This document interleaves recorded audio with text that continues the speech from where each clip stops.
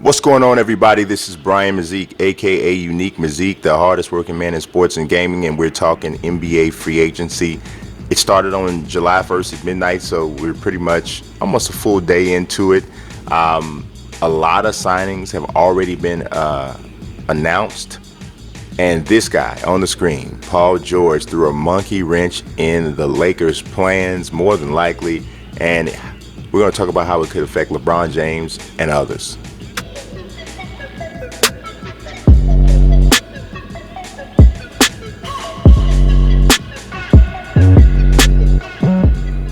All right, don't forget to leave a like, especially if you want to see more videos discussing NBA free agency and trades. Also, subscribe and click that notifications bell so you'll know when new videos drop. Paul George re-ups with Oklahoma City for 4 years, $137 million with the player option for the final year. Man, I'm telling you, this was a bit of a surprise to me, definitely. I really thought that he was going to go to the Lakers. I mean, I think most people thought that, but that's not what happened. I think there's still a very good chance, and I'm still sticking to my prediction that that LeBron will go to the Lakers. I know it looks a little different now, but I'm sticking with that. But I mean, Paul George became, he had one of his best season shooting threes, shot a ton of them last year, 7.7. Made 40% of them. He still averaged 22 points a game playing next to Russell Westbrook. And apparently he really forged a bond with Westbrook, and that weighed in heavier than going home to play in LA, which is what everybody thought would happen. So it was definitely surprising. But you started to see a little bit of it towards the end of the day when he was in OKC for the party. Kevin Durant didn't surprise anyone. 2 years, $61.5 million with a player option for the last year. Durant has, to me, solidified himself as the second best player in the world. I don't even think it's that close anymore. I think he's just pulled away from everybody. The year he had last year was just amazing, even though his field goal percentage went down a little bit from the previous season, but he shot 42% from three-point range. I mean, that was the second highest total he shot in his career from three-point range. Shot 89% from the free throw line, 26.4 points a game, 6.8 rebounds, 5.4 assists, 1.8 blocks. It's just insane. It's just a crazy year. Rudy Gay gets that 1 year, $10 million deal with the San Antonio Spurs. I think it's a pretty good bargain. His numbers dipped a lot last year, 11.5 points a game, only shot 31% from three. So he definitely needs a resurgence. Maybe he can get a bigger deal after this. Next up, we saw Will Barton, to me, one of the more underrated players in the league. He gets a 4 year, $54 million deal. Averaged almost 16 points a game last year, shot 37% from three, the same as he shot the year before, and he took more than 1 3 per game more this year than he did the previous year. His rebounds went up, his assists went up, and he still only started 40 of the 81 games that he played. I love this dude's game. He is a dynamite scorer.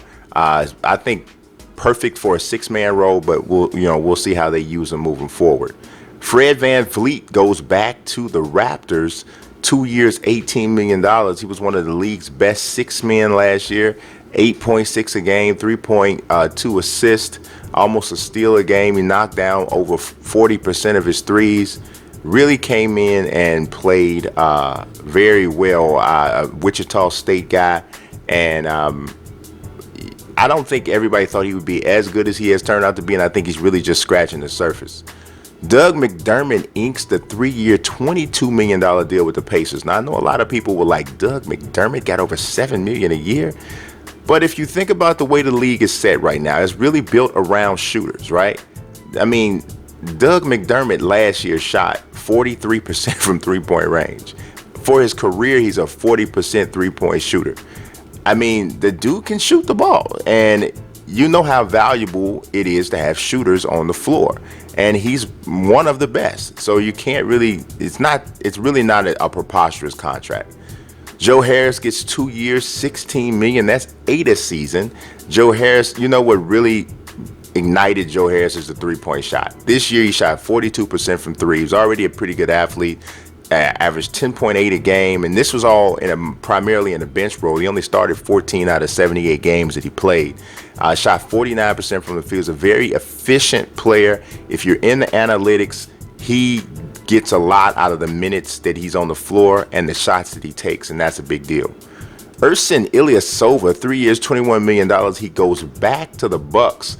This is going to be his second stint with the Bucks because he played for the Bucks from the 06-07 season all the way to the 14-15 season, and he's going back there. He's coming off a season with the 76ers. He played pretty well. He split time with them, and the Hawks averaged about 10.9 points a game. So it's a good. I think it's a good signing for them. Chris Paul comes back to the Rockets. $40 million a year, mercy. And I can't blame the Rockets for this. You can't blame it. I know Chris Paul's older. He'll be 33 next season, but he had a great year. I personally believe if he doesn't get hurt in the Western Conference Finals, they beat the Warriors. So how can you fault them for bringing him back? DeAndre Jordan signs the 1 year, $24.1 million deal to finally go to play with the Mavericks. You gotta wonder, why does he want to play with Dallas so much? This is the second time he almost went there before, and obviously we know how the Clippers locked him in a room and wouldn't let him out. $24 million is significant, but the Mavericks aren't really going anywhere anytime soon. So I don't know exactly why DeAndre wanted to do that, but okay. Aron Baynes with the 2 year, $11 million deal to go back to Boston. He's a big physical presence. I just wonder about him, though, because against certain teams, he really can't play because he can't defend in the screen and roll. He can't switch. But he is a big body who actually opened up the three-point shot in this game this year. So, maybe that's where the value is. Jeremy Grant, 3 years, $27 million. The three-point shot dipped off for him this year. He shot 37% the year before. It dropped all the way down to 29% this year, which is a big deal. Did shoot over 53%. He's not a three-point shooter. He doesn't really even take a lot of them. He probably needs to just concentrate mostly in the mid-range and drive into the basket and being a lockdown defender if he can. Trevor Ariza. This was one of the crazier contracts. Why does Phoenix want Trevor Ariza?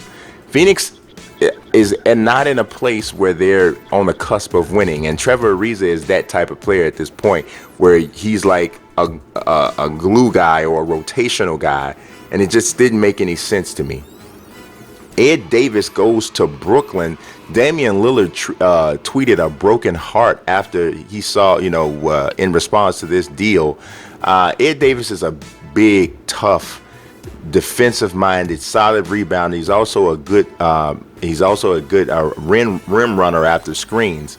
And apparently, him and Damian Lillard had a nice friendship, but he is going to Brooklyn. Derrick Rose with a 1 year, $2.1 million deal to stay in Minnesota. As a big-time Rose fan, it's kind of sad to see him. It's sad and good. It's sad to see him having to settle for that type of deal when at his age he should still be in his prime. But it's good to see him still in the league and playing in a familiar spot where I think he can shine, as he was doing in the postseason and in the latter part of the regular season. Omri Caspi gets a 1 year deal. We don't know what the terms are, but he is going to Memphis. I have no idea what Memphis is doing over there, but all right. Jarrell Green, 1 year, $2.4 million deal to stay in Houston. As I said, Houston was right there. Right there. They were right there. I mean, you think about it. If they beat the Warriors, they are favorites to win the championship against the Cavs, too. You can't fault them for bringing the band back together. Marco Belinelli gets the 2 year, $12 million deal. He can shoot the ball, and the value on shooters is high. Speaking of shooters, Nik Stauskas gets we don't know what the terms are, but he's going to Portland. He's a 40% three-point shooter last year. He has improved his three-point shooting every single season, so doesn't shock me. Luke Cornett is going to stay with in a guaranteed deal with the Knicks. 1 year, $1.6 million. He only played 20 games, but they were impressed with what they saw, and he is going to get a 1 year guaranteed deal. That is all that I have for the free agency. wrap up. We'll probably come back and hit this type of video again as more information starts to come out. Obviously, we're waiting to see what happens with LeBron, and when LeBron does what he's going to do, we'll talk about it. As always, I talk sports and I talk gaming, and I always appreciate you watching. God bless. Peace. Pocket, I'll be weak. I'm very unique.